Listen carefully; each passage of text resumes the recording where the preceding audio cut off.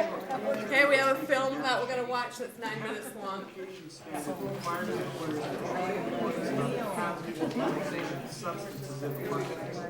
In 2003, the United Nations adopted a global harmonized system of classifying and labeling chemicals.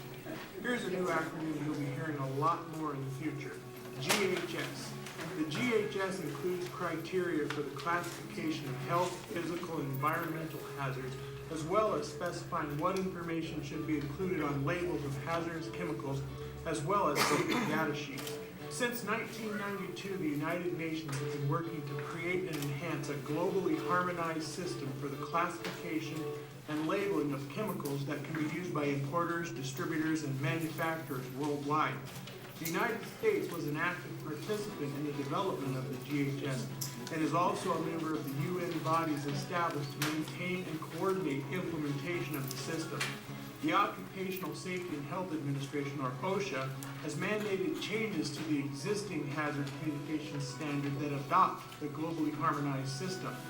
In this video, we'll go over information about the new globally harmonized system of hazard communication.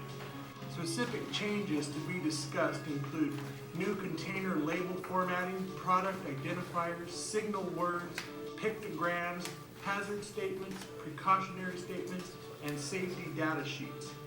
On or before June 1st, 2015, all of the following changes to the hazard communication standard will take effect. Material safety data sheets, or MSDS, will become safety data sheets, or SDS. The new SDS will serve the same purpose as the old MSDS. The SDS will be in a standardized format and easier to read.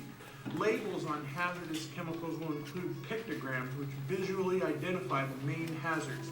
Signal words will be required on all labels where hazards exist. The signal word warning will indicate less serious risks, and the signal word danger will indicate more serious risks. Hazard statements will be required on labels to explain what the hazard is. Precautionary statements will be required to explain what you should do to protect yourself from the hazard. All labels will be required to have pictograms, a signal word, hazard and precautionary statements, the product identifier, and supplier identification. Labels will vary but must still contain all the following elements. Product identifier. This can be the chemical name, code number, or batch number. The manufacturer, importer, or distributor can decide the appropriate product identifier, but the same product identifier must be on both the label and in section 1 of the SDS. There are two signal words in the GHS system: danger and warning. These signal words are used to communicate the level of hazard on both the label and the SDS. The appropriate signal word to use is set out by the classification system. For example, the signal word for self-heating substances and mixtures, category 1, is danger, while warning is used for the less serious, category 2. There are occasions where no signal word will be called for. The GHS will require pictograms on labels to alert users of the chemical hazards to which they may be exposed. Each pictogram consists of a symbol on a white background framed within a red border and represents a distinct hazard. The pictogram on the label is determined by the chemical hazard classification. There are 8 pictograms required by the new standard and 1 that is optional. The health hazard pictogram is used for chemicals that pose a risk to your health if used improperly. The flame pictogram indicates there is a risk of fire, and you should be especially concerned about ignition sources and combustible materials. The exclamation mark pictogram will usually be used in combination with a health hazard pictogram to signify particular health risks which are less severe than the skull and crossbones category. The skull and crossbones pictogram will usually be used in combination with a health hazard pictogram to signify particularly hazardous chemicals. Chemicals with acute toxicity are chemicals that will produce adverse effects following a single dose of the substance. The gas cylinder pictogram alerts you to the physical hazards inherent in the use and storage of compressed gas.